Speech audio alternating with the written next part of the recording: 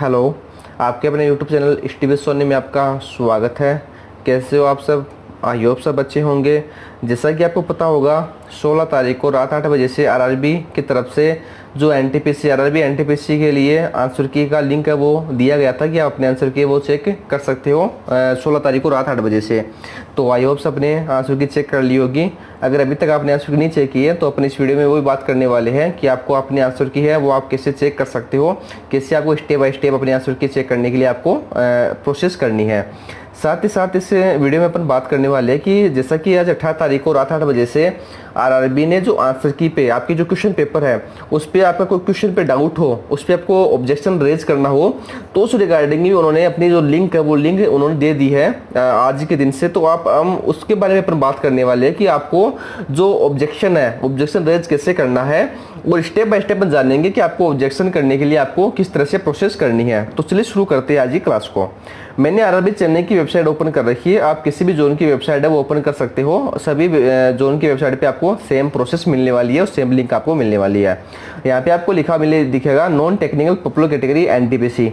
नीचे आपको लिंक दिया हुआ लिंक को viewing question paper and rising objection. तो अपन इस पर टैप करते हैं। जैसे आप इस पर टैप करते हो आपके पास नया लॉगिन पेज आता है जिसमें आपको अपना रजिस्ट्रेशन नंबर देना है, आपका पासवर्ड आपका वही होगा जो आपका डेट ऑफ बर्थ है। तो आपको अपना पासवर्ड यहाँ पे मेंशन करना है। तो चलिए आप यहाँ पे रजिस्ट्रेशन नंबर और पासवर्ड डालते हैं।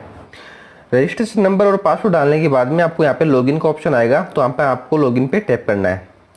जैसे आप यहाँ पे लॉगिन करेंगे तो आपके पास नया पेज ओपन आएगा जिसमें आपके पास दो ऑप्शन आएंगे, एक तो यहाँ पे कैंडिडेट रिस्पॉन्स और यहाँ पे ऑब्जेक्शन। तो जिसके साथ साथ आपको यहाँ पे अपना रजिस्ट्रेशन नंबर लिखा हुआ मिलेगा। साथ ही साथ आपको यहाँ पे अपना नाम, अपने पिताजी का नाम और आपका जो है जेंडर और जो आपका कम्युनिटी है वो यहाँ पे लिखा हुआ मेंशन होगा। इसके साथ साथ यहाँ पे आपको दो ऑप्शन मिलेंगे। पहला ऑप्शन आपको कैंडिडेट रिस्पॉन्स, जहाँ पर आपको अपना जो आंसर की है वो अपना आंसर की है वो चेक कर सकते हैं। मैं आपको प्रोसेस करके दिखा देता हूँ।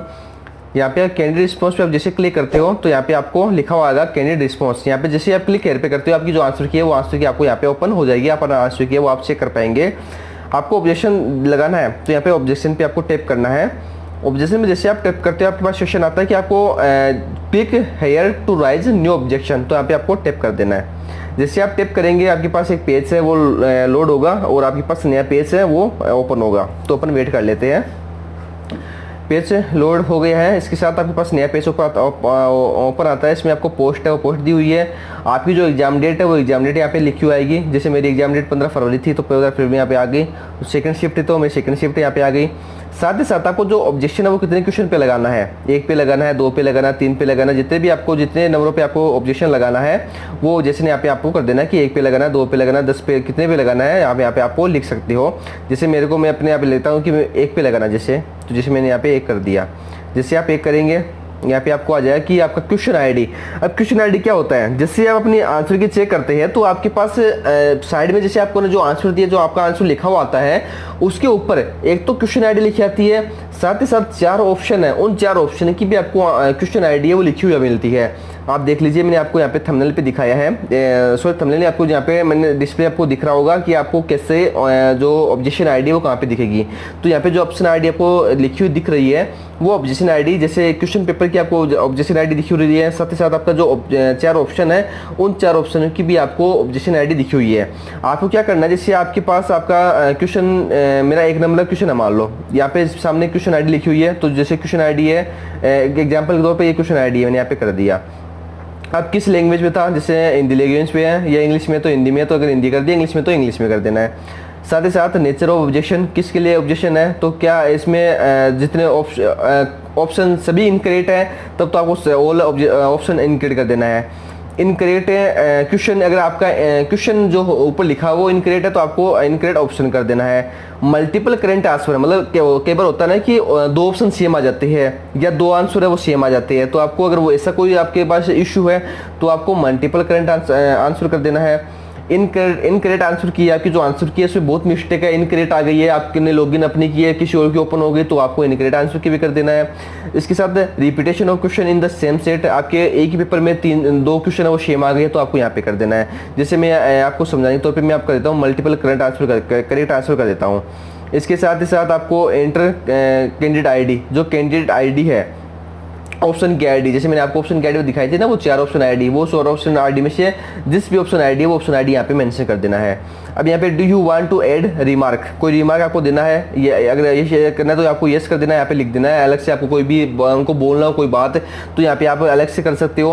आपको उनको कुछ नहीं बोलना है तो आप यहाँ पे नो कर सकते हो। यस करेंगे तो यहाँ पे आपको कुछ ना कुछ लिख देना है। जैसे आपको आरआरबी को कुछ बोलना हो तो आप यहाँ पे आरआरबी को आप यहाँ पे लिख सकते हो, और ना बोलना हो तो यहाँ पे सीधे डायरेक्टली आप नो करके आगे बढ़ सकते हो। ऑनलाइन मोड पेमेंट करना है 50 रुपये, अगर आप पर क्वेश्चन 50 रुपये लगेंगे। मैंने एक क्वेश्चन यहाँ पे किया था तो मेरा 50 रुपये लग रहा है, मैं 2 करता तो 100 लगता, 3 करता तो 150 लगता। यहाँ पे 50 रुपये यहाँ पे मेंशन आ गए।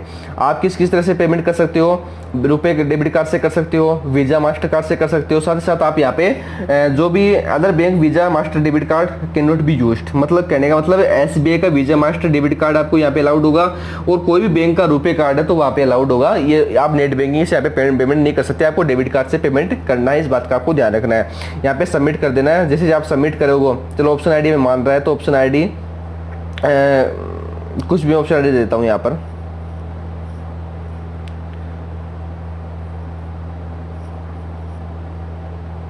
इसके बाद में जैसे मैंने ऑप्शन आईडी दी, यहाँ पे मेरे पास पेमेंट का ऑप्शन आ गया। पेमेंट का ऑप्शन आने के बाद में यहाँ पर नेट बैंकिंग का ऑप्शन यहाँ पे दिया हुआ है, आप नेट बैंकिंग से पेमेंट कर सकते हो। अदर बैंक का यहाँ पे दिया हुआ है जो आपको 6 रुपये का चार्ज लगेगा। इसके साथ साथ अगर आप डेबिट कार्ड से करते हो तो यहाँ पे बैंक चार्ज कुछ नहीं दिया हुआ है। आप स्टेट बैंक के डेबिट कार्ड से पेमेंट करते हो तो आपका बैंक चार्ज है वो कुछ भी नहीं लगेगा, आपको सिर्फ 50 का पेमेंट करना होगा। रुपए डेबिट कार्ड है वो ओनली अलाउडेड है, रुपए की डेबिट कार्ड यहाँ पे कर सकते हो अदर बैंक के, और क्रेडिट कार्ड है उसके लिए बैंक चार्ज 12 रुपये का पेमेंट आपको करना होगा। तो इस तरह से पेमेंट है वो आप कर सकते हो। यूपीआई से आप कर सकते हो, यूपीआई के लिए आपको बैंक चार्ज कुछ नहीं देना होगा, यूपीआई से आप कर सकते हो। चेक के द्वारा आप यहाँ पे कर सकते हो, तो आपके पास अलग यहाँ पे पेमेंट है वो दिखा हुआ है, यहाँ पे मेंशन हो रहा है, तो आप किसी भी पेमेंट के थ्रू आप अपना जो पेमेंट है वो कर सकते हो। तो ये थी एक जानकारी जो मैंने आप तक पहुँचाई है। आपको कैसे ऑब्जेक्शन रेज करना है, कैसे आपके आंसर की वो चेक करनी है, ऑप्शन आईडी क्या होती है वो आपको यहाँ पे मैंने बता दी है। तो ये थी आज की क्वेरी, मतलब सॉल्यूशन जो भी, तो ये था आज की क्लास। फिर भी आपकी कोई क्वेरी हो, कोई डाउट हो तो आप मेरे को कमेंट बॉक्स में ज़रूर बताइए, मैं आपकी जो भी डाउट हो क्वेरी होगी ज़रूर आपकी सॉल्व करूँगा। तो आज की क्लास में सिर्फ इतना ही, मिलते हैं कल की क्लास में, तब तक के लिए जय हिंद जय भारत।